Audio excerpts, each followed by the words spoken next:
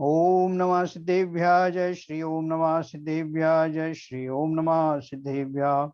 मंगलम भगवान वीरो मंगलम गौतमो गणी मंगलम कुंद कुंदाद्यो जैन धर्मोस्तु मंगलम।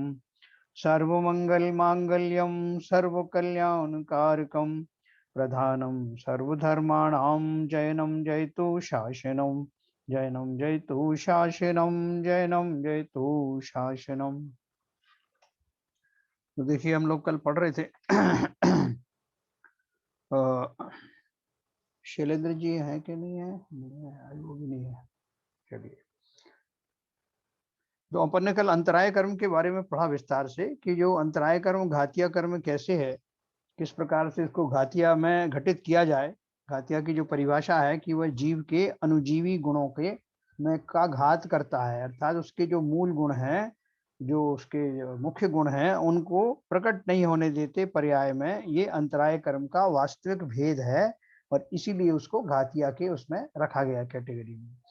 और व्यवहार में हम उसको इस तरह से उपयोग करते हैं जैसे कि वो अघातिया कर्म हो, दान लाभ भोग आदि जो ना होने दे, उसको हम अघातिया कर्म सॉरी अंतराय कर्म कहते हैं। तो पेज नंबर 13 के ऊपर में मैं पहले पेज नंबर 12 में जो बीच का पैराग्राफ तीसरे नंबर का घाती कर्म, जिसको एक बार फिर से पढ़ेंगे। घाती कर्मों में से मोहनी कर्म आवरण भी नहीं डालता और बाधा भी नहीं डालता परंतु श्रद्धा और चारित्र गुणों की पर्यायों में विपरीतता या विकार होने में निमित्त होता है। श्रद्धा के विपरीतता को मिथ्यात्व कहते हैं और चारित्र के विकार को राग द्वेष कहते हैं। ये अपन समझ गए। श्रद्धा की विपरीतता से ज्ञान और चारित्र भी विपरीत होते हैं। अगर आपकी श्रद्धा गलत हुई, अर्थात आपको मिथ्या दर्शन हुआ, समय दर्शन नहीं हुआ, तो आपका ज्ञान भी मिथ्या हो जाएगा, चारित्र भी मिथ्या रहेगा। तो इसलिए वो पहला प्रारंभ में जब तक श्रद्धा सच्ची नहीं हुई तब तक बाकी के दोनों रत्नत्रय के जो कंस्टिट्यूएंट हैं वो भी मिथ्या ही रहेंगे। इसलिए मिथ्यात्व शब्द में मिथ्या दर्शन, मिथ्या ज्ञान व मिथ्या चारित्र तीनों ही गर्भित हैं। जो अपन मिथ्यात्व कहते हैं ना, वो जी अभी हम मिथ्या दृष्टियां हैं या हमारा मिथ्यात्व अभी बना हुआ है, तो उसमें मिथ्यात्व में अपन ये नहीं कह सकते साहब कि ठीक है दर्शन हमारा मिथ्यात्व होगा, हमारा चारित्र और ज्ञान तो सम्यक हो गया, तो नहीं हो सकता। अगर मिथ्यात्व कहा है तो उसमें तीनों ही मिथ्यात्व। नवीन बंध के कारण का विचार करते समय हम फिर मोहिनी कर्म संबंधी चर्चा करेंगे। घाती कर्मों को हमने जीव विपाकी कहा था क्योंकि उनका फल सीधा जीव के गुणों में मिलता है ना। अपने विपाकी कर्म देखे ना, क्षेत्र विपाकी, उद्गल विपाकी, जीव विपाकी, जिनका जहाँ पे असर होता है, वो अपन ने पढ़ा था अभी धर्म जानिए। उसी प्रकार अघाती कर्मों को मुख्यतः पुद्गल विपाकी कर्म कहते हैं, है ना। घाती कर्म का तो सीधा जीव के गुणों के ऊपर असर पड़ा, जैसे अपन ने पढ़ा। और जो अघाती कर्म है वो मुख्य रूप से पुद्गल विपाकी कहलाते हैं। उनका असर पुद्गल पर पड़ता है। कैसे पड़ता देखेंगे अपन। क्योंकि उनका विपाक यानी रस फल पुद्गलों में अर्थात बाह्य संयोगों में मिलता है। हमने देखा ना जितना भी जो उसका अघाती कर्म है, अघाती कर्मों के जो चार भेद है ना, कौन से हैं? आयु नाम गोत्र और वेदनी है। आयु किसकी है? शरीर की। शरीर क्या है? पुद्गल है। नाम कर्म से शरीर का के जो विभिन्न अवयवादि बनते हैं, उनकी विशेष दशाएं होती हैं, तो वो नाम कर्म भी उससे भी पुद्गल ही अफेक्टेड हुआ। और आयु नाम गोत्र, गोत्र जो है वो शरीर का ही होता है। और वेदनी, वेदन भी जो शरीर को जो वेदन होता है वो वेदनी जाति का, वो पुद्गल इंद्रिय जनित होने से वो भी सब पुद्गलों के ऊपर ही अफेक्ट डालता है। इसलिए अघाती कर्मों को मुख्यतः पुद्गल विपाकी कर्म कहा है। हमने देखा था कि वेदनीय, आयु, नाम एवं गोत्र चार अघाती कर्म हैं। वेदनीय कर्म की दो प्रकृति हैं, उत्तर प्रकृति हैं, साता वेदनी और असाता वेदनी। साता वेदनी कर्म के उदय में जीव को अनुकूल संयोग प्राप्त होते हैं और असाता वेदनी कर्म के उदय में प्रतिकूल संयोग प्राप्त होते हैं। देखो ये बात बहुत ध्यान से सुनना। इनमें क्या कहा? साता वेदनी असाता वेदनी कर्म में ये नहीं कहा कि साता वेदनी कर्म के उदय में आपको साता प्राप्त होगी। असाता वेदनी कर्म के उदय में आपको असाता होगी। ये क्या कहा, इस क्वालिफाई क्या किया है, साता वेदनी कर्म के उदय में जीव को अनुकूल संयोग प्राप्त होते हैं। अनुकूल संयोग मतलब उस समय की मेरी क्या मन स्थिति है, एक खास समय में मुझे स्वर्ण और धन आदि की आकांक्षा है और मेरे सामने ढेर लग गया, तो वो मेरे लिए अनुकूल हुए ना उस समय, तो अनुकूल हुए तो मेरा उसमें साता वेदनी माना जाएगा। लेकिन अगर मेरी बुद्धि में वो सारा मेरे लिए कंकड़ जैसा है और कोई मैं साधु अवस्था में मेरे सामने धन का ढेर लगा दे और मुझे तरह तरह की सुविधाएं देने लगे, तो वो मेरे लिए उपसर्ग का काम करेंगी। तो मेरे लिए वो साता वेदनी का उदय ना हो के असाता वेदनी का उदय हो जाएगा, है ना। तो अर्थात क्या है, by and large in generally जो वस्तुएं अनुकूल मानी जाती हैं, अच्छी मानी जाती हैं, हम मानते हैं कि साता वेदनी कर्म के उदय से वो प्रकट हुई। प्रकट होने की बिल्कुल बात ठीक है, लेकिन वो अलग अलग जीवों के लिए अलग अलग जो है सूटेबल होंगी। जैसे अपन मछली का और उसका उदाहरण देते हैं ना, फूल का, जो फूल माली है उसको तो जो फूल आएंगे तो उसको साता का उदय हुआ, लेकिन जो मछली वाले हैं उसको अगर फूल मिल गए तो उसको तो असाता का उदय हुआ, वो तो मछली का इंतजार कर रही। तो इसलिए इन दोनों कर्मों के उदय में सामग्री जो मिलती है वो अनुकूल है या प्रतिकूल है, उसमें मोहनी कर्म का जुड़ाव होना आवश्यक है। तो उस समय आपकी मन स्थिति क्या चल रही है, उन वस्तुओं को वास्तव में आप साता मानते हैं, साता देने वाली मानते हैं कि नहीं मानते, उसका अपन और चर्चा करेंगे। तो बोल रहे हैं साता वेदनी कर्म के उदय में जीव को अनुकूल संयोग प्राप्त होते हैं और असाता वेदनी कर्म के उदय में प्रतिकूल संयोग प्राप्त होते हैं। आयु नाम एवं गोत्र कर्म का शरीर के साथ निमित्त पना है। जन्म से मरण तक के काल को हम आयु कहते हैं, है ना। आयु कितनी है, जितना हमारा शरीर की स्थिति बनी हुई है।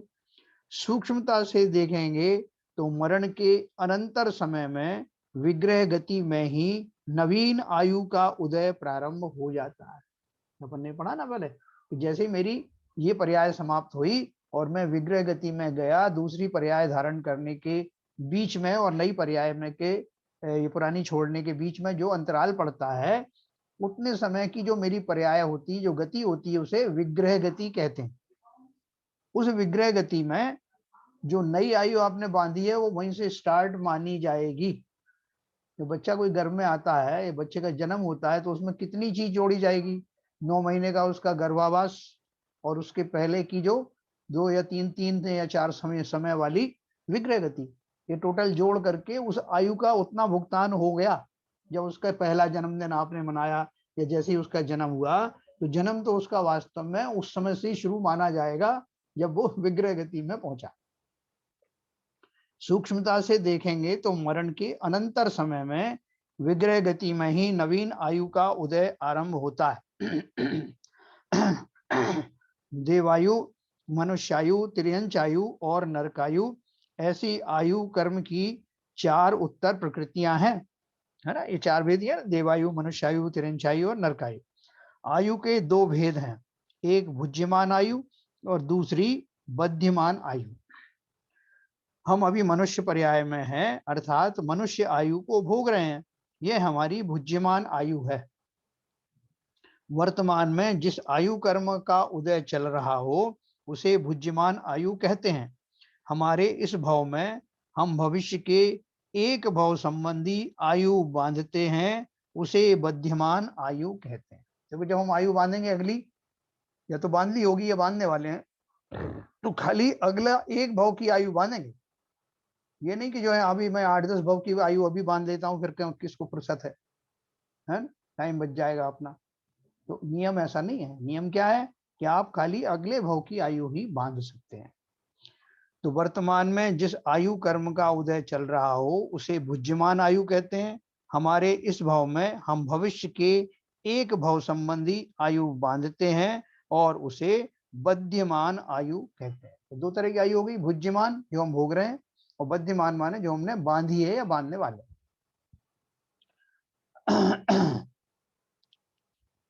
कौन कौन नहीं आए भाई आज?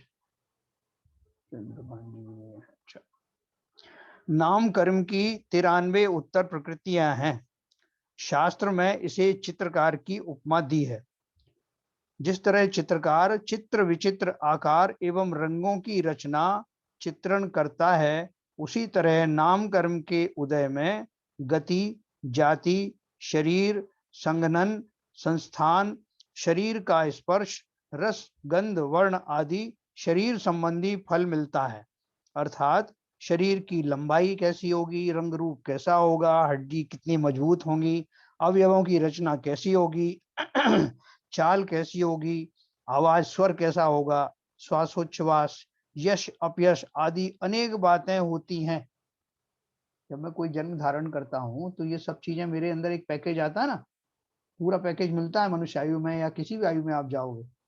फॉर एग्जाम्पल मैं इस मनुष्य आयु में जन्म लिया है तो पहले से ये निर्धारित था, उसे हम क्रोमोसोम जीन्स तरह तरह के साइंस में बोलते ना, उसमें वो कोडिफिकेशन होता है कि इस बच्चे की या इस व्यक्ति की कितनी तो आयु होगी, कैसे उसके अवयव होंगे, रंग गोरा होगा, काला होगा या कैसा होगा, आंखें कैसी होंगी, चाल कैसी होगी, टोटल हाइट कितनी होगी, वजन कितना होगा, ये सारी चीजें जो हमारी जो कंस्टिट्यूएंट्स हैं शरीर के, वो सब।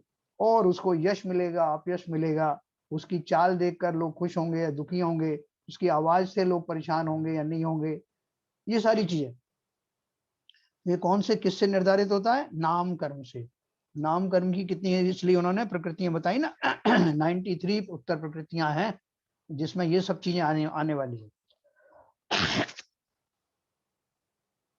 तो बोलते हैं जैसे चित्रकार होता है तो चित्रकार क्या करता है, बच्चों को भी आजकल आप एक खाका जैसे बना के दे देते हैं, उसमें आकार बना हुआ है, फिर उसमें रंग भरते हैं, वो कुछ भी उन्होंने चेहरे पे कुछ और रंग भरा, बाकी शरीर में कुछ और रंग भरा, ऐसा जो चित्रकार करता है ना, तो ऐसे ही उन्होंने उसको चितेरे की उपमा दी है नाम कर्म को, कि शरीर मिलने के बाद भी शरीर से संबंधित बाकी की ये जो चीजें हैं वो सब जो है नाम कर्म के सद्भाव में डिसाइड होती है। बाल बोध भाग 1 में तीर्थंकर भगवान का पाठ में ऐसा लिखा है, क्या लिखा है, तीर्थंकर प्रकृति भी नाम कर्म का ही भेद है ना। तीर्थंकर प्रकृति का जो बंध होता है वो प्रकृति नाम कर्म के 93 वाले जो भेद हैं उसी में एक है।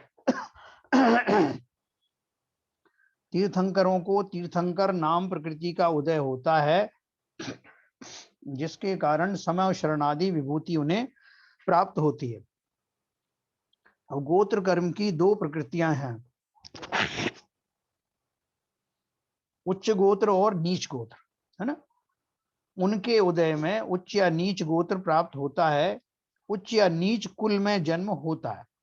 ये सभी बाह्य संयोग वास्तव में सुख दुख के कारण नहीं है। नीच बोला जाने जो ब्राह्मण क्षत्रिय वगैरह होते हैं, जैसे जो जैन आदि हैं, वो सब उच्च कुल में आते हैं, उसके विपरीत जो है वो सब जहाँ पर नीच कार्य होते हैं वो सब नीच गोत्र कहे जाते हैं।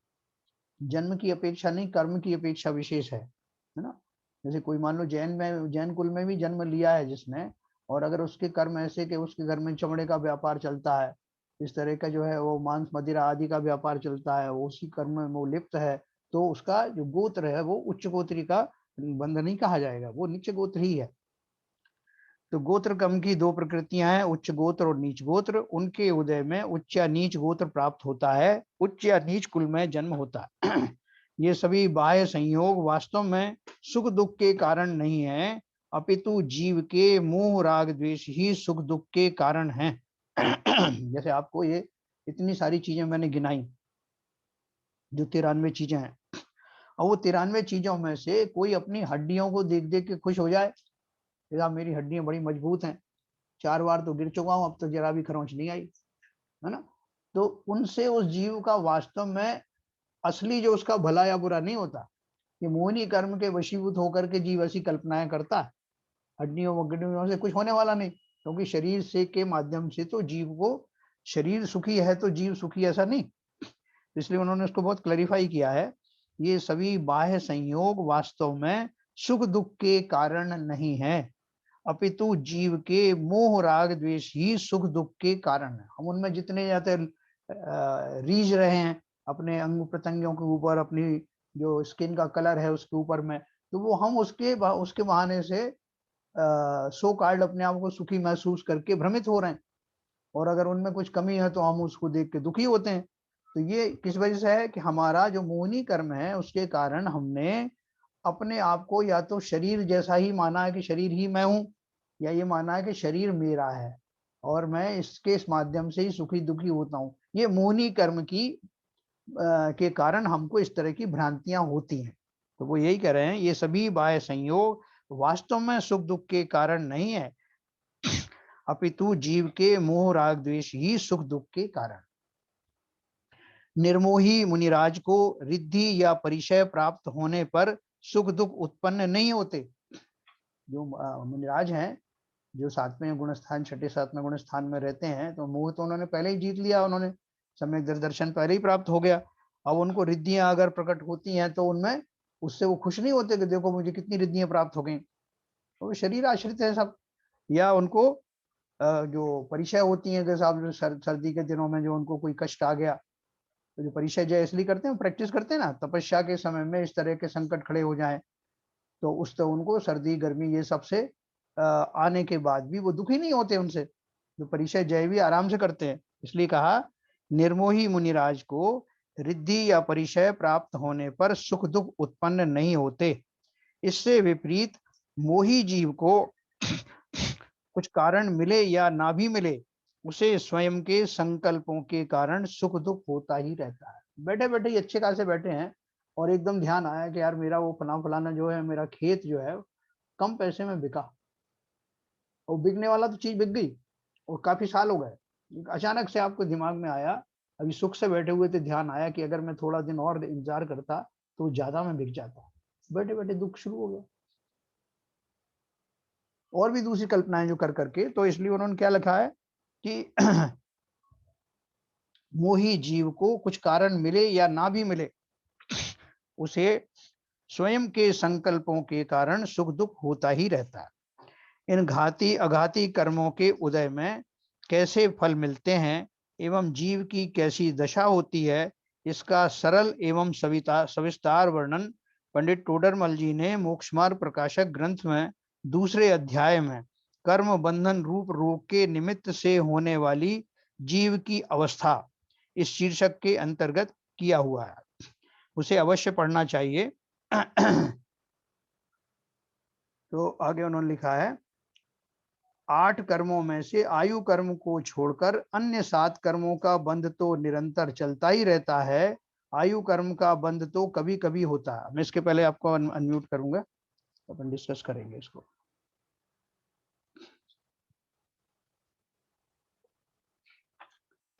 हाँ सबको ये घातिया कर्म अघातिया कर्म का रहस्य समझ में आया मोटा मोटा?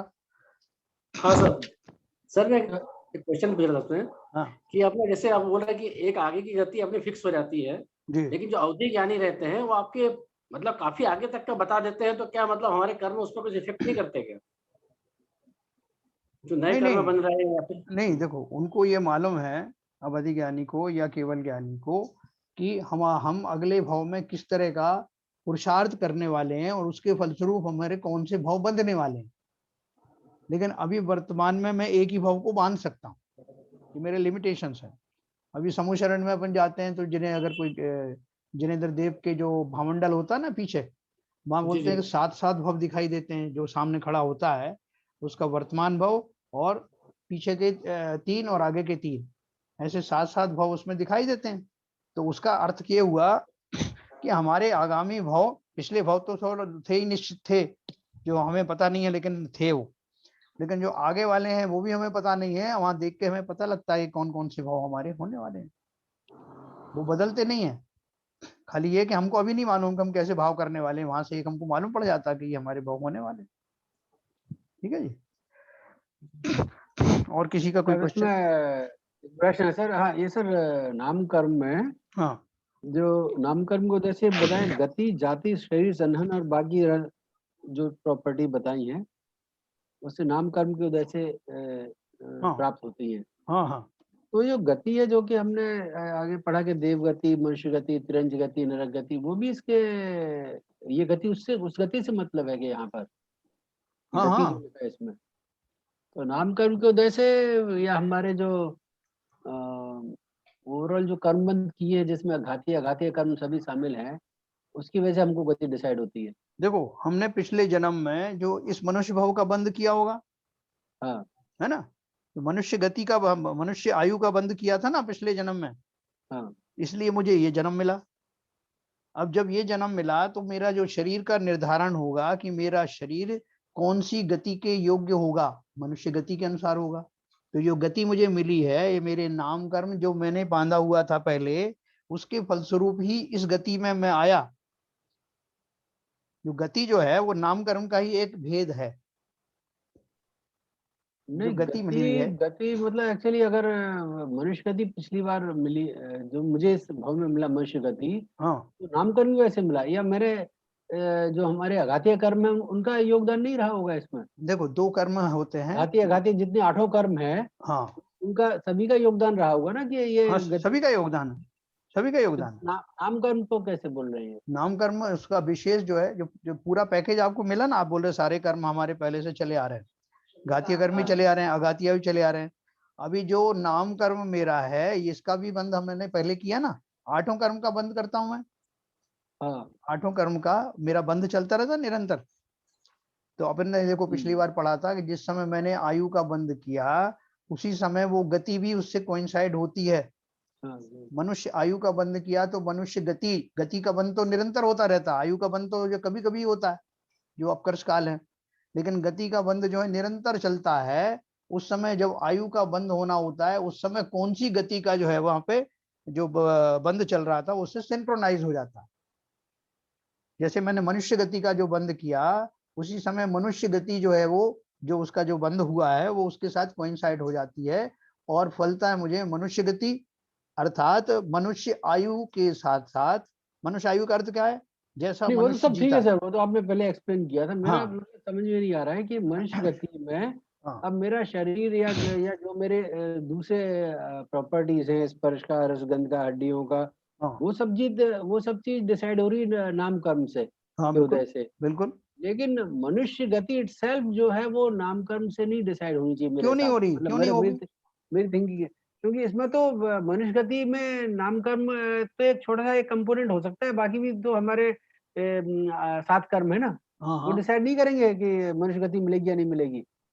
अच्छा आप बताओ, तो ये जो गति है ये 4 गति होती है ना, हाँ 4 गति होती है ना, तो 4 गतियों में से एक गति का बंध कौन से कर्म के कारण होता होगा? मुझे तो लगता है आघातीय कर्म सबसे ज्यादा डोमिनेट करेंगे। तो ये आघातीय ही तो है ये। नहीं सॉरी, घातीय कर्म डोमिनेट करेंगे, जो घातिया ही तो ज्यादा हमारे कर्म बंध बांध रहे हैं एक्चुअली। देखो घातिया घातीय से ही हमारे पाप पुण्य का ये सब लेखा जोखा, मतलब मुझे ऐसा लगता है कि जो कर्मबंध में, हाँ जो कर्मबंध का अगर स्ट्रक्चर देखें हाँ। तो घातीय कर्म का कंपोनेंट उसमें ज्यादा होगा। देखो घातीय कर्म में से जैसे आप कोई सा भी कर्म ले लो, मोहिनी कर्म ले लो, ठीक है, तो मोहिनी कर्म क्या कौन कौन सी गति वाले जीवों के होता है बताओ? 4 गतियों में से कौन सी गति ऐसी है जो मोहिनी कर्म वाले के उदय में नहीं मिलती, या उन गति के जीवों को मोहिनी कर्म का बंध या उदय नहीं होता, ऐसी कोई गति है? पता नहीं, ऐसे गैस से बोल रहा हूँ, एक इंद्रिय शायद हो। गति गति गति बोल रहे हो ना, कौन सी गति हुई वो? 4 वो तो गति जीव हो कौन गया, सी? वो तो जीव हो गया एक्चुअली। अच्छा 4 गति कौन सी है?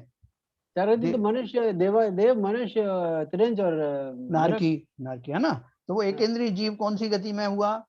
तिर्यंज गति में हुआ। त्रिंज गति हो गया। तिर्यंज गति में मोहिनी कर्म का बंध और उदय होता है कि नहीं होता? वो तो होता होना है। चाहिए। नारकी गति में मोहिनी कर्म का सद्भाव पाया जाता है कि नहीं पाया जाता? पाया जाता है। पाया देव जाएगा। गति में पाया जाता है कि नहीं पाया जाता? पाया यस जाता है। मनुष्य गति में पाया जाता है कि नहीं पाया जाता? पाया जाता यस। है। तो ये जो डिसीजन जो हुआ कि वो उसमें जो जो मेरे जो चारों घातिया कर्म है, मैंने आपको इसका बताया अभी, मोहिनी कर्म का, इस तरह से और भी ज्ञानावर्णी, दर्शनावर्णी ना, और मोहिनी और अंतरा, ये चारों कर्मों का बंध हर एक चारों गति के जीवों को पाया जाता है।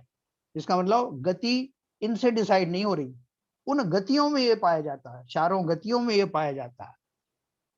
और क्यों क्यों पाया जाता है? क्योंकि मेरे जो घातिया कर्म है उनमें भी दोनों कनेक्टेड तो हैं किसी न किसी रूप में। ऐसी बात नहीं कि घातीय और अघातीय सर्वत्र एकदम 2 कंपार्टमेंट हो गए, उन दोनों में अपने उनमें कहीं ना कहीं कनेक्शन भी है, लेकिन ये जो डिसीजन है, जब मेरा जो पैकेज मुझे मिलता है, उस पैकेज में से कौन सी चीज किस कर्म के कारण मिलेगी, ये स्पेसिफाइड है। जैसे आयु कर्म, मुझे अपना आयु नाम के कर्म का मेरा वो बंध किस वजह से होता है, उसमें घातीय कर्म का भी आप जोड़ सकते हो कि जब मेरे बहुत पाप इकट्ठे हुए होते हैं, बहुत सारे पाप इकट्ठे हो गए हैं, मेरा इस तरह की जाति को का उदय होने वाला है, जहाँ तीव्र मोहनी कर्म जो है का बहुत ज्यादा उघाड़ हो रहा है या बंद हो रहा है, तो वो सारे जो कर्म हैं उनका उदय और बंद, और कौन सी मेरी आयु बंद हो रही है, उन सब में उनका कहीं ना कहीं वो मेल तो होता है। लेकिन मुख्य रूप से जो आपका ये डिसीजन होना कि जो मनुष्य आयु आपको मिली, मनुष्य आयु नहीं, जो भी आयु आपको मिलेगी, उसमें आपकी चाल कैसी होगी, आपका रंग कैसे होगा। दो बकरी के बच्चे हैं, वो भी एक जैसे नहीं होते, उनका शरीर कैसे होगा, उनके सींग कैसे होंगे, तो ये सारी जो डिसीजन इंक्लूडिंग गति, अभी आप और पढ़ेंगे आगे नाम कर्म के बारे में तो आपको और क्लैरिटी आएगी। ये तेरा तो कौन से कर्म नाम कर्म के अंदर लिस्ट होते हैं? हाँ, ये बता रहे हैं ना आपको कौन से 93 के, कर्म नाम कर्म के अंदर लिस्ट होंगे? ये 93 के बारे में आप आने वाला है अभी। ये तेरा ऊपर लिखा है, नाम कर्म की 93 उत्तर अच्छा प्रकृतियां अच्छा। हैं। शास्त्र में इसे चित्रकार की उपमा दी है। जिस तरह चित्रकार चित्र विचित्र आकार एवं रंगों की रचना चित्रण करता है, उसी तरह नाम कर्म के उदय में गति, जाति, शरीर, जी। संघनन, ये सारे डिसीजन होते हैं। ये कैसा कैसा मिलेगा, ये सारे जो कंस्टिट्यूएंट्स हैं वो सब नाम कर्म के डिपार्टमेंट में आते हैं। तो जैसे इसमें जो एक नया शब्द यूज किया उन्होंने, उत्तर प्रकृति, अभी तक ऐसे आता था प्रकृति इतनी होती है, पर इसमें या भेद इतने होते हैं। हाँ, वो भाई अभी भेद इसमें का ही जो मतलब शब्द है, यूज किया उत्तर उत्तर प्रकृति का मतलब प्रकृति, उत्तर प्रकृति से उत्तर पर शब्द जोड़ दिया है इसमें प्रकृति में। उत्तर शब्द, प्रकृति कोई खास मतलब है क्या? देखो शब्द जो होते हैं ना, अपन को वो शब्दों के बारे में ज्यादा ज्ञान नहीं होने के कारण अपने को इस तरह के जो आश्चर्य होते हैं। ये उत्तर प्रकृति एक बहुत पॉपुलर एक शब्द है। जैसे आप तीर्थंकर पुराण पढ़ेंगे ना, तो जो है तीर्थंकर पुराण में 24 तीर्थंकर पुराण में आएगा आदिनाथ पुराण, फिर आएगा उत्तर पुराण। रामायण में भी आपने सुना होगा रामायण और उत्तर रामायण, पढ़ा है ना आपको। मुख्य जो रामायण है, उसके बाद में जो लव कुश की जो कहानी आती है वो उत्तर रामायण में आती है। अन्य अन्य अन्य समझ लो, अन्य मतलब उसके बाद की जो जो कैटेगरीज हैं, सब कैटेगरीज हैं, अन्य उनके लिए कैटेगरी। उत्तर शब्द का उपयोग किया जाता है। एक्चुअली वो सप्लीमेंट्री है। सप्लीमेंट्री कह लो, हाँ, है ना। ये भी उत्तर कह का सकते हैं, मतलब ये भी कह सकते हैं। सब्सिक्वेंट टू दैट, उससे फर्दर क्लासिफिकेशन अरे है। एग्जाम में सप्लीमेंट्री आंसर शीट लगाते हैं ना। सही है, सही है, सही है। ठीक है, तो देखो उत्तर, ये को जी। यहाँ जितने भी शब्द आए हैं ललित जी, हमको बहुत बार जो है उनसे ऑब्जेक्शन होता है कि ये यही क्यों लिखा है ना, इसका यही शब्द क्यों दिया है। लेकिन अब वो शब्द हमसे पूछ के तो गढ़े नहीं गए, वो शब्द तो चले आ रहे हैं, हमको खाली समझना पड़ेगा कि उसका अर्थ क्या है। नहीं, हमें इतना जानना चाहिए उसका अर्थ क्या है। हाँ, क्यों जी, हमारे जैसे उसमें कुछ ना कोई रहस्य तो है ही। लेकिन हम बोलेंगे जब जब कानपुर का नाम कानपुर क्यों पड़ा, तो वही श्यामपुर होता तब भी आप ये पूछते कि श्यामपुर ही क्यों पड़ा, है ना। तो वही हर वो शब्द वो कंसेप्ट क्लियर वो हुआ। वो कान के पास था इसलिए कानपुर हो गया। हाँ, जो भी कुछ रहा। घातिया कर रहा हूँ, कंसेप्ट क्लियर हुआ जैन नरेंद्र जी। साहब, हाँ जी, हाँ जी। जैन साहब, जी, ये क्लैरिफिकेशन था। हाँ, आपने बोला कि गति का बंद लगातार हर समय होता रहता है हाँ, जीवन में, बिल्कुल। और जिस समय वो काल आता है, अक्सर काल जिस समय आयु बनती है हाँ, और गति बनती है, हाँ, तो उस समय जो गति चल रही होती है उसमें उसकी गति फिक्स हो सिंक्रोनाइज जाती हो है। जाती है। हाँ, बराबर। यही है ना। हाँ, हाँ, जो आयु का बंद आयु का होता है, मुख्य रूप से जब आयु का बंद होता है तो गति उसको फॉलो करती है। हम समझे। अच्छा, अलग अलग समूह में बंधने वाली जो गतियां हैं, जिस समय आयु का बंद होता है उस समय उसी से कोइंसाइड होने वाली जो है गति का बंद होता है। गति का बंद, और उसमें क्या क्या फर्क हुआ, जैसे मान लो आपको जो है मनुष्य आयु का बंद हुआ, शास्त्रों में आपको ऐसे ही मिलेगा, नरक आयु का बंद हुआ, मनुष्य आयु का बंद हुआ, ऐसे होगा बंद। अच्छा। अब वो मनुष्य आयु का बंद होने में इसका अर्थ ये हुआ कि मनुष्योचित सारी चीजें आपको मिलेंगी।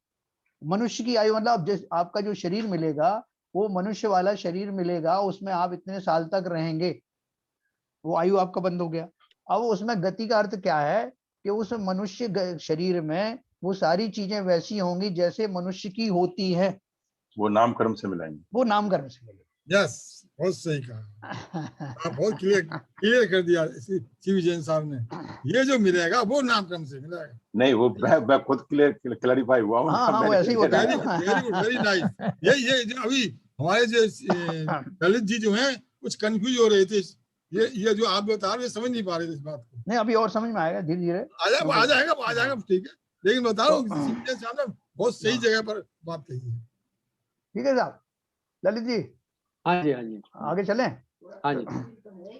तो ये जो चीजें मैं आपको बहुत अच्छे से क्लियर करूंगा बाद में, जब और गति का और आएगा इसमें, तो आपको बिल्कुल क्लियर हो जाएगा कि गति क्या है। हम अक्सर कंफ्यूज होते हैं, आप ही नहीं, बहुत लोग कंफ्यूज होते हैं कि आयु और गति में।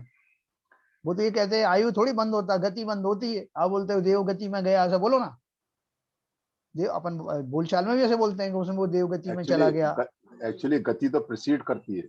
हाँ, आयु बंद आयु का होता है, बंद आयु का और उसके साथ प्रीसीड करके कोइंसाइड होके फिर वो गति फिक्स होती है। उसी हिसाब से नाम कर्म से उसको हाँ। सारी व्यवस्थाएं मिलती हैं। बराबर।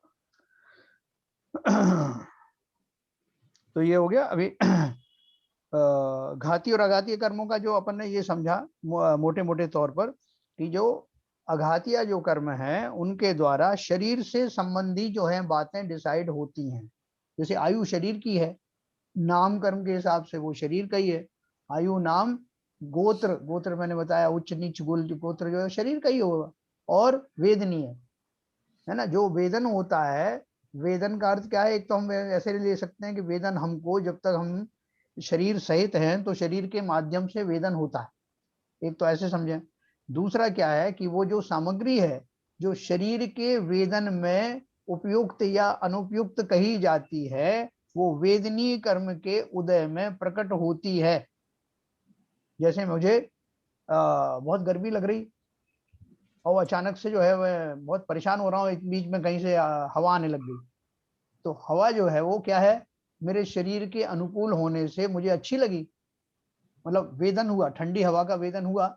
और मैं चाहता था कि उस समय ठंडी हवा चले मेरे मोहिनी कर्म के निमित्त से, तो वो मुझे सुहाएगी। लेकिन मुझे बुखार चढ़ा हुआ है और बगल में एक दूसरा बैठा है, वो तो चाह रहा है कि हवा चले और मैं नहीं चाहता कि हवा चले, जबकि हवा दोनों के लिए कॉमन चीज है। लेकिन मेरी दशा उस समय यह है कि बुखार के कारण मुझे उस शरीर से जो मोह है वो इस प्रकार का है कि मैं नहीं चाहता कि ठंडी हवा चले, असाता वेदनी हो जाएगा। तो मेरे लिए वसाता वेदनी का काम करेगी, वही चीज, वही वस्तु।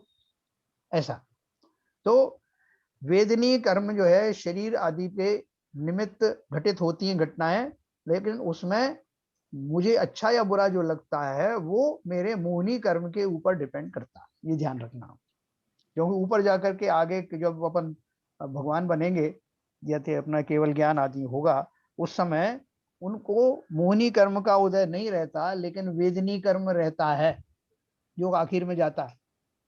बोधनी का भी भाई साहब वो भी निष्फल से ही रहता है। हाँ, बिना निष्फल इसलिए मोहनी तो के, यही तो बता रहा बिना हूँ, मोहनी के वेदनी तो काम ही नहीं कर पाएगा। यही तो कह रहा हूँ, यही एक्सप्लेन करने के लिए तो ये बात कही मैंने कि चूंकि मोहिनी नहीं है इसलिए वो वेदनीय कार्यकारी नहीं है, उसका कुछ असर नहीं होता।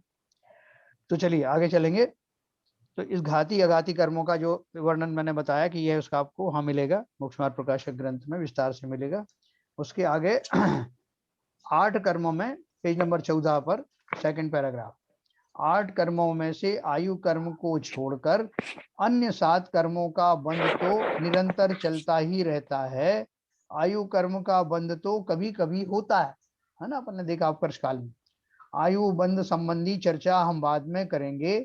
जीव के साथ सत्ता में पड़े हुए कर्मों में से अपनी अपनी स्थिति पूरी होने पर 8 ही कर्म निरंतर हर समय उदय में आते रहते हैं, है ना। जो हमने जो कर्म बांधे हैं वो कहाँ पड़े हुए हैं? हमारे पास में एक स्टोर है ना, जिसे हम कर्मांड शरीर कहते हैं, है ना। उस कर्मांड शरीर में जो उसी में सत्ता, कर्मों की सत्ता मतलब क्या, वो वहां रहते हैं, बने रहते हैं। और जब उनकी स्थिति पूर्ण हो जाती है, स्थिति मतलब उनका आवादा काल समाप्त हो जाता है और जो उनका कर्म फल देने का समय आता है, तब उसको उदय काल कहते हैं। तो एक एक करके आता है, अपना फल देता है, उदय में आता है, वो चला जाता है। तो इसलिए जीव के साथ सत्ता में पड़े हुए कर्मों में से अपनी अपनी स्थिति पूरी होने पर आठों ही कर्म निरंतर हर समय उदय में आते रहते हैं। यहाँ स्थिति का अर्थ क्या है कि उनका आबादा काल समाप्त होते ही वो उदय में आने लगते हैं। अब हम पूछेंगे कि मगर जैसा यहाँ पर इसमें पहले क्वालिफाई किया हुआ है, हाँ 8 कर्मों से आय कर्म को छोड़कर अन्य कर्मों का बंध निरंतर चलता रहता है। हाँ आयु कर्म का बंध तो कभी कभी होता है, आयु संबंधी चर्चा बाद में करें। हाँ फिर लिखा है जीव में सत्ता में पड़े हुए कर्मों में से अपनी स्थिति पूरी होने पर 8 ही कर्म निरंतर हर समय उदय में आते रहते। फिर 8 क्यों आए, 7 ही आना चाहिए ना। हाँ वो एक्सेप्शन करके देखो 8वां उदय में तब आता है, कभी कभी आता है, निरंतर कभी नहीं कभी आता। आता है। हाँ हाँ नहीं, कभी नहीं, नहीं, इसमें निरंतर लिखा हुआ है, 8 ही कर्म निरंतर। हाँ उदय में तो आ रहा है ना। उदय में कैसे आ रहा है? जो आपकी जो शरीर है ना 100 साल की आयु बांध के आए थे, उसमें से एक निषेक रोज गिर रहा है कि नहीं? जो आयु सही कर्म है। का निषेक है, आप 100 साल की आयु बांध के आए थे, उसमें से निरंतर खिराव हो रहा है ना, उदय हो रहा है कि नहीं उसका? वो तो हमारे उदय चारों का सभी का हो रहा है एक साथ। बंद की बात जरूर है, एक्सेप्शन कि बंद का अच्छा, हमेशा बंद नहीं होता, लेकिन उदय तो निरंतर हो रहा है। हाँ वही क्लियर करना था। हाँ ऐसा। तो अपन अपनी बर्थडे भले ही जो है अपन इस साल में एक बार मनाते हैं, लेकिन अपन को तो हर क्षण मनाना चाहिए। मनाना कैसे चाहिए? हर क्षण मुझे इस बात का एहसास रहना चाहिए कि मेरी आयु एक समय घट और रही कम है। हो गई है। जैसे ये याद आएगा ना तो मोमबत्ती जलाना बंद कर देंगे कि भाई साहब ये तो हर पल घटित हो रही। मैं तो सोच रहा था चलो एक साल में घटित हुई, मैं उसका उत्सव मना रहा था। ये उत्सव मनाने की बात करे, मूर्ख, एक साल और निकाल दिया और कुछ नहीं किया, है ना, आचार्य ऐसी भाषा में कहते हैं। तो चलिए हम पूछेंगे कि जो विपरीत मान्यता है ना भाई, यही तो मिथ्या दृष्टि है। विपरीत देखो मान्यता ही तो। पाश्चात्य जो संस्कृति में, इसलिए वो मोमबत्ती जलाते हैं जितने साल की आयु हुई है और उसको फूंकते हैं। तो हाँ। जाने अनजाने में वही कर रहे हैं कि मोमबत्तियां बुझने वाली हैं और बुझाते किसी को बुझ कौन सी जाती है, ये भी नहीं है। सर, नहीं सर, नहीं सर, बुझाते कौन सी है, हाँ। बुझ नहीं। जाती है सब। हाँ देखिए मैं इसे इंटरप्रेट करूंगा, हाँ उनकी फिलॉसफी सही है। हाँ मोमबत्ती जला के वो सर्टिफाई करते हैं कि इतनी आयु मेरी बुझ गई। यही तो मैंने भी कहा। मैंने भी तो यही हाँ कहा कि जाने अनजाने वो सही कर रहे हैं। हाँ, जाने अनजाने में वो सही बात की पुष्टि कर रहे जानबूझ के कर रहे हैं, सर्टिफाई कर रहे हैं कि मैं इतनी इतनी इतनी बुझ गई मेरी उम्र। हैं। वो वो खुश तो भी हो रहे खुशी, हैं। वो तो खुशी मनाते हैं ना उसकी, खुश भी फूंक हो मार रहे हैं। करके बुझाते हैं। वो इसलिए हाँ। खुशी मनाते हैं। और देखो खुद की फूंक खुद ही मारनी पड़ती है। नहीं, वो इसलिए खुशी मनाते हैं कि चलो इतने तो निकल गए, अब थोड़े से और रह गए निकालने में शायद उम्र। नहीं नहीं, वहां तो खुशी का सवाल ही नहीं, अगर हो गया तो सम्यक दृष्टि हो जाएंगे। और अपनी फूंक खुद ही मारना है कि जन्मदिन मेरा है, किसी और से नहीं फूंकवा सकता। इससे वो तो अपनी मतलब खुद को ही सर्टिफाई करना है सर। कि अपनी आयु मेरे द्वारा ही खिर रही है और मैं असावधान बना हुआ हूँ। यस।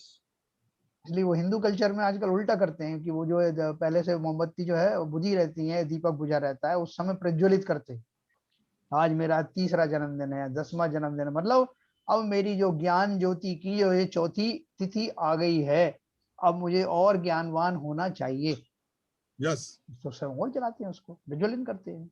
अब मेरा ज्ञान और बढ़ गया, प्रोवाइडेड कि वास्तव में बढ़ने लगा है कि नहीं। प्रयास तो होता ही है। ठीक है ना। तो इस तरह से हमारे आजकल भी वो जन्मदिन के लिए बहुत सारे लोगों ने अवेयरनेस फैलाई है कि जो पाश्चात्य संस्कृति में बुझाते हैं वो बुझाना नहीं, बल्कि जलाओ, एक दीप और जलाएं ज्ञान का। हाँ बिल्कुल बिल्कुल बिल्कुल सही। चलिए, इस तरह से 8वां ही कर्म निरंतर, तुम्हारा फोन है क्या, उदय में आते रहते हैं। अब पूछेंगे 7 या 8 कर्मों का बंध भी निरंतर चालू रहता है और 8वां ही कर्मों का उदय भी निरंतर चालू रहता है। देखो उन्होंने आप किसी भी साहब क्लियर किया ना ऊपर, तो पूछेगा कि 7 या 8 कर्मों का, 7 या 8 कर दिया ना, का बंध भी निरंतर चालू रहता है और 8वां ही कर्मों का उदय भी निरंतर चालू रहता है। तो इसमें से छूटने का कोई मार्ग भी तो होगा या नहीं? तो कैसे छूटना है इस चक्र से? निरंतर कर्म बन रहे हैं, उदय में आ रहे हैं, हमको दुखी सुखी करके फिर चले जाते हैं। तो बोल रहे हैं इससे छूटने का कोई मार्ग भी तो होता होगा कि बंद और उदय का यह रहट ऐसा ही चालू रहेगा। पूजा अर्चा व्रत उपवास करने पर कर्म नष्ट होंगे कि नहीं? देखो ये सब प्रश्न का उत्तर है, जानना है हमको। पूजन अर्चना व्रत उपवास करने पर कर्म नष्ट होंगे कि नहीं?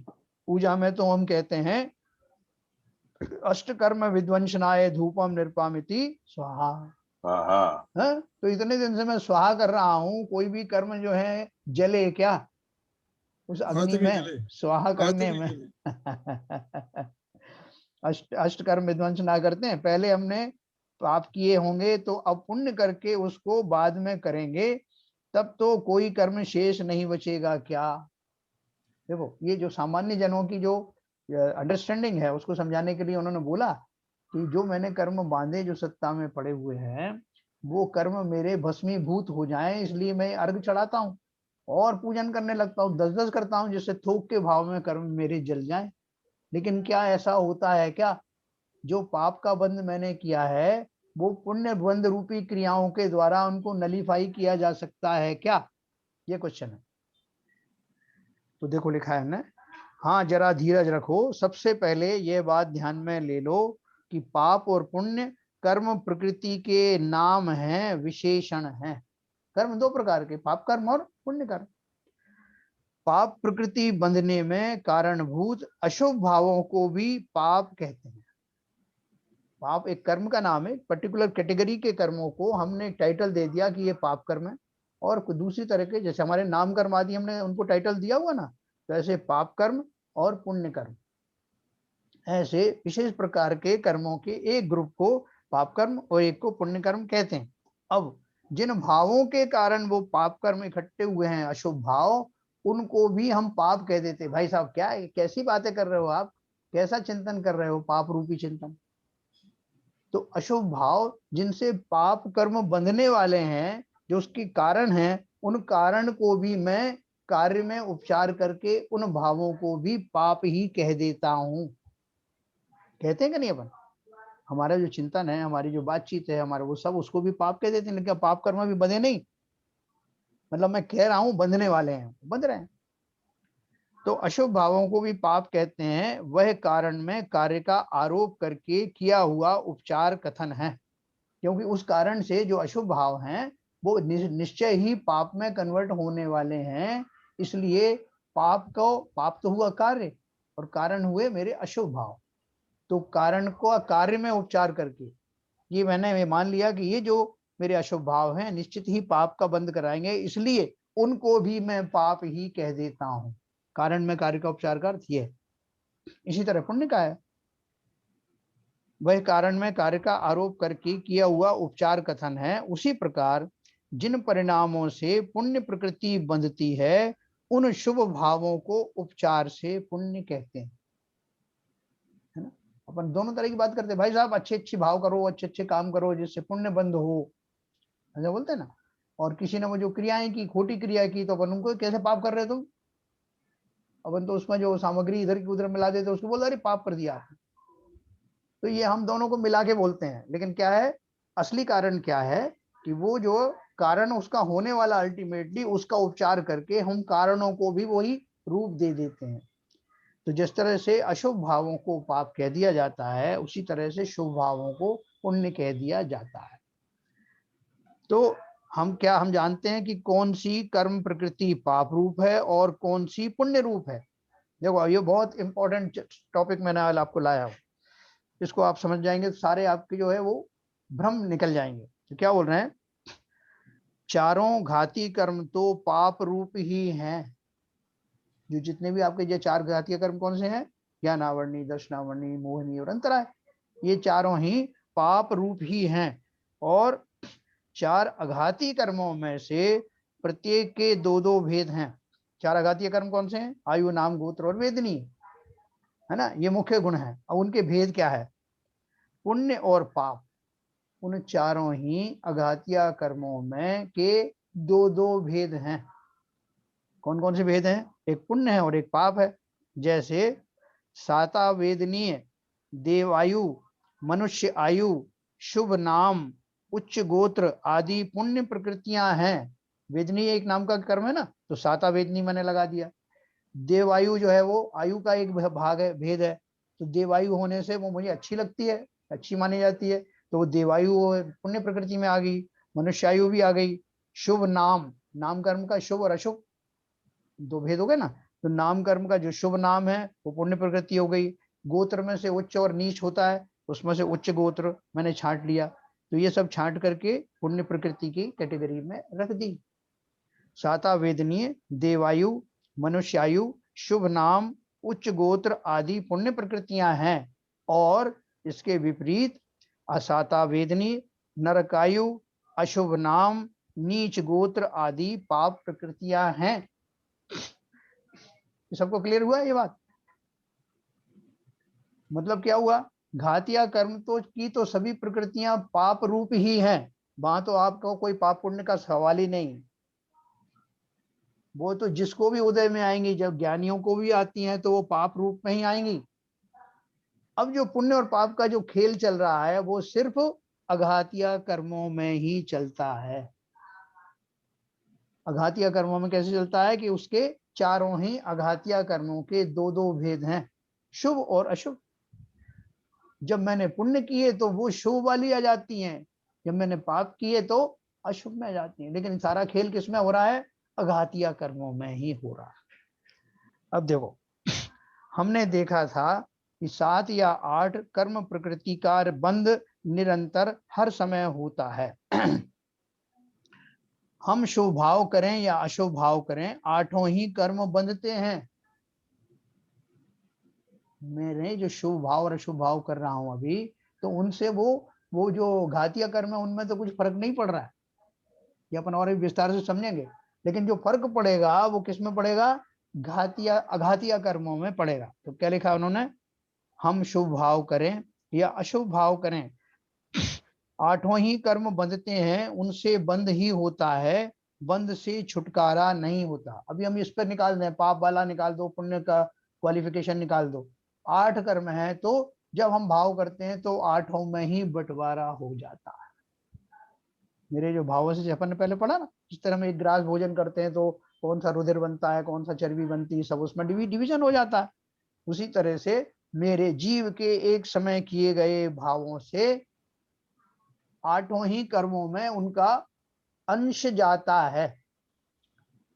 किसी भी व्यक्ति के शुभ भाव करने पर 8 कर्मों का बंध होता है। उनमें से ज्ञानावरण, दर्शनावरण, मोहनी और अंतराय, ये 4 घाती कर्म तो पाप रूप ही हैं। और अघाती कर्म के पुण्य और पाप प्रकृति में से उसे पुण्य प्रकृति का बंध होता है। सिद्धांत क्या हुआ? क्या बोलो, गजब कर दिया आपने कि मैं तो जो है अच्छे भाव कर रहा हूँ, शुभ भाव कर रहे हो, और आप बोल रहे हो कि मेरे जो घातिया कर्म है वो घातिया कर्म के बंध में उस पर तनिक भी प्रभाव नहीं पड़ रहा है, वो बंध ही रहे, हाँ वो बंध रहे। और अघातिया कर्म में किंचित फर्क पड़ रहा है, किसका? शुभ भावों का, कि वो वहां पर जो पुण्य और पाप रूप 2 तरह के हैं उनमें से पुण्य प्रकृति में का बंध होगा। लेकिन घातिया कर्मों में कोई फर्क नहीं पड़ रहा, ये अपन और विस्तार से पढ़ेंगे। अर्थात शुभ भाव यानी पुण्य करने पर पुण्य और पाप दोनों का बंध होता है। कैसे दोनों का बंध हुआ? घातिया कर्म तो प्रकृति जो है ही पाप रूपी, तो उनमें तो पाप का ही बंध हो रहा है। मतलब मेरे शुभ भावों की वजह से नहीं हो रहा, ये बात अलग है। उस काल में जिस समय मैं शुभ भाव कर रहा हूं, उनसे अघातिया कर्मों में तो हलवली मच गई, उसमें पुण्य या पाप रूप से डिवीजन हो गया। लेकिन जो मेरे जो घातिया कर्म हैं उनका, उन शुभ भावों का उन पर कोई असर नहीं पड़ रहा है, और जो पहले से बंध रहे थे उसी तरह से बंध रहे हैं अभी भी। तो क्यों बंध रहे हैं? क्या रहस्य क्या है? देखो, यहाँ क्लियर तो हो गया ना ये मैं क्या कहना चाहता हूँ। जिस समय जीव शुभ भाव कर रहा है, शुभ भाव करने में चूंकि 8 कर्म का बंध निरंतर चल रहा है, इसलिए वो 4 जो कर्म है उनको तो एक तरफ रख दो, उनका कोई उनके ऊपर असर नहीं होगा मेरे शुभ भावों का। वो मेरे पाप बंद हो रहे तो होते रहेंगे, क्यों होंगे मैं आपको भी बताऊंगा। लेकिन जो मेरे अघातिया कर्म है उनमें से अब जो चूंकि शुभ भाव है इसलिए पुण्य प्रकृति रूप जो है उनका बंद होगा, पाप वाला नहीं होगा। इतना एक सिद्धांत समझिए आप, फिर आगे चलते हैं। किसी भी व्यक्ति के अशुभ भाव यानी पाप करने पर उसे 4 घातिया कर्म जो पाप प्रकृति हैं वो तो वैसे ही होंगी, चाहे मैं क्या शुभ भाव करूं या अशुभ भाव करूं, और 4 अघाती कर्म में से अब पाप प्रकृति का बंध होगा। मतलब मैं शुभ भाव करूं या अशुभ भाव करूं, दोनों कंडीशन में घातिया कर्मों से मेरा कोई छेड़छाड़ नहीं हो रही होगी, वो यथावत बंधते रहेंगे, पाप रूप ही बनते रहेंगे। लेकिन अगर मेरे शुभ भाव हैं तो अघातिया कर्मों में पुण्य प्रकृति का बंध होगा, और अगर अशुभ भाव हैं तो अघातिया कर्मों में की पाप प्रकृतियों का बंध होगा। घातिया कर्मों का कुछ नहीं हो रहा। ये मैंने आपको क्लियर किया। अभी हमको ये ताज्जुब होगा कि इतने मैं आगे इतने पूजन पाठ ये वो सब मैं कर रहा हूँ, दान आदि सब दे रहा हूँ, सारे धार्मिक अनुष्ठान कर रहा हूँ, वो घातिया कर्मों में हलचल क्यों नहीं हो रही? वो कैसे होगी अपन समझे। ये सेंटेंस क्लियर नहीं है सर। कौन सा? लास्ट वाला। हाँ, किसी भी व्यक्ति के अशुभ भाव यानी पाप करने पर उसे 4 घातिया कर्म जो पाप प्रकृति हैं और 4 अघातिया कर्म में से पाप प्रकृति का बंध होता है। हाँ। तो ये 4 घातिया कर्म का जो पाप प्रकृति है उनका क्या होगा? तो आपने ऊपर का सेंटेंस पढ़ो पहले। ऊपर क्या लिखा है? शुभ भाव यानी पुण्य करने पर पुण्य और पाप दोनों का बंध होता है। अच्छा है, इसका अर्थ क्या हुआ? जब मैंने शुभ भाव किए तो उस समय मेरे अघातिया कर्मों में तो पुण्य का बंध हुआ, और जो घातिया कर्म है वो तो पाप रूपी है, इसलिए पाप का बंध भी हो रहा है। जब मैं शुभ भाव करता हूं अघातिया कर्मों में तो पुण्य प्रकृति का बंध होता है, क्योंकि अघाती में ही पुण्य पाप होते हैं ना, और घातियों में तो सिर्फ पाप प्रकृति का बंध होता है। तो एक व्यक्ति जो शुभ भाव करने बैठा है उसके घाती कर्मों में कोई फर्क नहीं पड़ रहा, लेकिन अघातिया कर्मों में पुण्य प्रकृति का बंध हो रहा है। ये क्लियर हुआ आपको? नहीं, जो फर्क नहीं पड़ रहा उसके पाप का बंध तो हो रहा है ना। हाँ, वही कह रहा हूँ, पहले से चल रहा है वो पाप बंध, उसमें आपके शुभ भावों का कोई उसमें निमित्त काम नहीं कर रहा है। अच्छा, वो जो घातिया कर्म है वो निरंतर ही पाप रूपी ही बंध में होते हैं, वो सब पाप प्रकृतियों में ही आते हैं। तो मिथ्या तो वो तो चलता ही रहता है। हाँ, मिथ्या ज्ञानावर्णी दर्शनावर्णी अंतराय और ये मोहिनी कर्म जो है ये निरंतर ये पाप वाले ही प्रकृतियां हैं, वो उनका बंध निरंतर चलता है। वो कैसे चलता है मैं बताऊंगा आपको। तो वो तो चल ही रहा है अब, लेकिन जो एक आदमी जो अपन जैसे आदमी अपन पूजन पाठ में बैठ गए जा करके, है ना, और सूप द्रव्य भी चढ़ा रहे हैं, सब कुछ कर रहे हैं, ये सब बोल भी रहे हैं, तो वो जो घातिया कर्म है उनमें कुछ नहीं हो रहा। किसमें हो रहा है? जो अघातिया कर्म है जिनमें ये सामर्थ्य है कि वो पाप रूप बने या पुण्य रूप बने, ऐसा उसमें कैटेगरी है। यहाँ कैटेगरी नहीं है, एक ही कैटेगरी है घातिया कर्मों में। उन दोनों कैटेगरियों में से अघातिया कर्मों की शुभ भाव पूर्वक पुण्य प्रकृतियों का बंध होगा, और दूसरा व्यक्ति जो है वो अशुभ भाव में बैठा हुआ है, तो उसके लिए भी वो घातिया कर्म तो उसके लिए भी वैसे ही रहे, उसका असर ना अच्छे भाव से हो रहा है ना बुरे भाव से हो रहा है। लेकिन पाप और पुण्य प्रकृति जो घातिया कर्म थी उनमें से इस व्यक्ति को जो अशुभ भाव कर रहा है उसको पाप प्रकृतियों का बंध होगा, पहले वाले को पुण्य का हो रहा था। ठीक है, इसमें क्या कंफ्यूजन है? अभी क्लियर हुआ आपको? नहीं, क्लियर हो। ओके,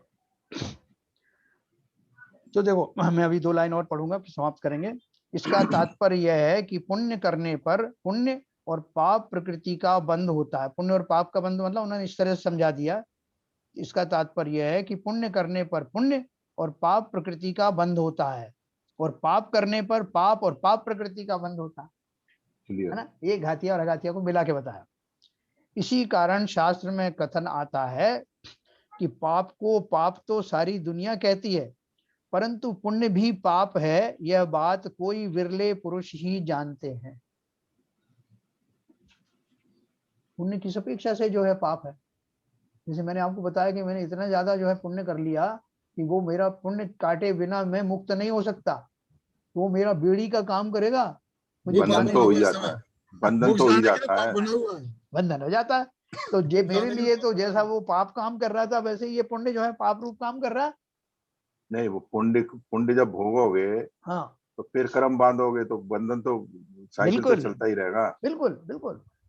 आप चाहे उसको उस रूप में समझ लो कि वो जो है वो उसका भोगने में पाप का बंध होता है, ऐसे समझ लो, या जब मैं पुण्य भोग रहा हूँ उतने काल तक संसार में ही पड़े रहना पड़ेगा। वो तो रहेगा और आगे का भी इंतजाम करूंगा। तो शिवजन साहब का कहना ये है कि पुण्य भी पाप बांध देगा, एक वो है, हाँ हाँ बांधते ही दुनिया हैं। है। अज्ञान दशा में जितने जीव हैं, अपॉर्चुनिटी है सर, गोल्डन हाँ अपॉर्चुनिटी। हाँ अज्ञान दशा में जैसे चक्रवर्ती का इतना वैभव होता है ना, चक्रवर्ती अगर जो है ऐसे भाव करे कि मैं इनको भोग रहा हूं, उसके फल में जो है वो सुखी हो, तो निश्चित ही नरक को प्राप्त होता है।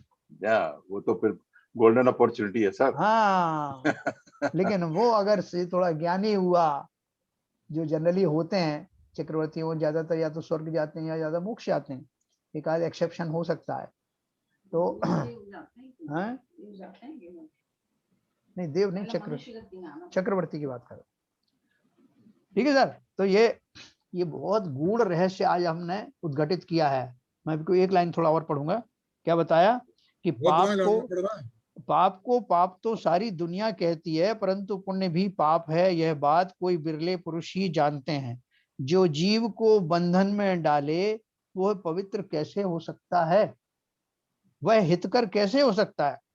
इस बात को सुनकर ये मत कहना कि चलो अच्छा हो गया, अब हमें पुण्य करने की जरूरत नहीं रही, हम उसे छोड़ देंगे। देखो अभी क्या है कि बहुत सारे लोग एकदम उत्साह में आ जाते हैं, जोश में आ जाते हैं कि हम उसे छोड़ देंगे, लेकिन पुण्य की कल से अपनी, मंदिर नहीं जाएंगे, हाँ पुण्य की कल से अपनी मंदिर नहीं भूमिका जाएंगे, पूजा है। नहीं करेंगे। नहीं, हम यस, शुभ भाव नहीं करेंगे। स्वभाव नहीं करेंगे। नहीं भाई, यही हम स्वभाव तो नहीं है। अरे इन्हीं को स्वभाव मानते हैं, हाँ वो जो भी है, जो भी है, 90% उन्हीं को मानते हैं स्वभाव। तो हम पूजा नहीं जाना, करेंगे। अब मंदिर आपने जाना, इतना बोल देखना। दिया है, अब मैं आज कल से ही पूजा पाठ, ये व्रत नियम संयम दल शांति नहीं, धारा कोई सब कोई बंद। शुभ भाव नहीं करूंगा, बंद। पाप बंद तो होना ही है। तो क्या करोगे, क्या करोगे जब वो शुभ नहीं करोगे, तो पाप करोगे, तो पाप पाप का करना स्क्वायर मंजूर हो है। जाएगा, पाप इंटू पाप, पाप स्क्वायर हो जाएगा। है ना।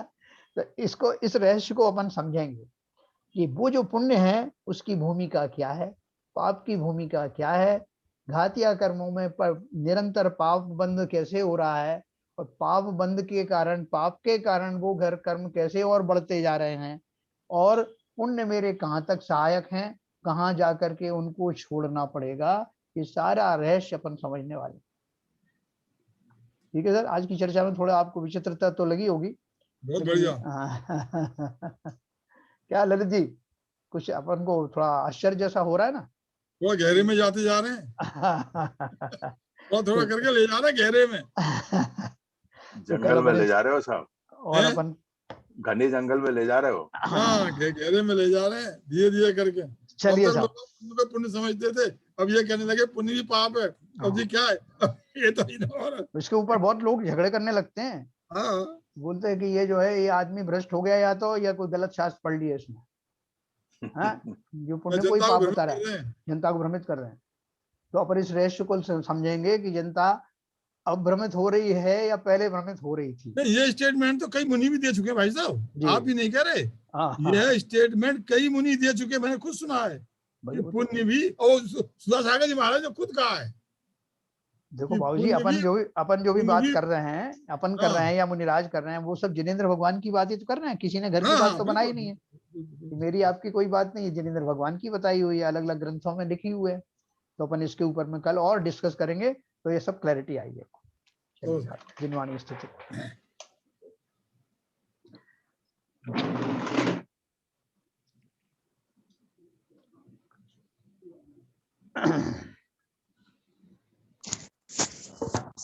मिथ्यातम नाश वेको ज्ञान के प्रकाश वेको अपा पर भास वेको भानु सी बखानी है। हो द्रव्य जान वेको बंध विधि भान वेको स्वपर पिछान वेको परम प्रमाणी है। अनुभव बताए वेको जीव के जताए वेको कहूँ न सताए वेको भव्य और आनी है। जहाँ तहाँ तार वेको पार के उतार वेको सुख विस्तार वेको यही जिनवाणी है। हे जिनवाणी भारती तो है जबो दिन रहे जो तेरी शरणा गए सो पावे सुख चैन। जिन वाणी के ज्ञान से सूझे लोकालो, तो वाणी मस्तक नमो सदा देते हैं धो, सदा देते हैं धो। जिनवाणी माता की जय। नमो।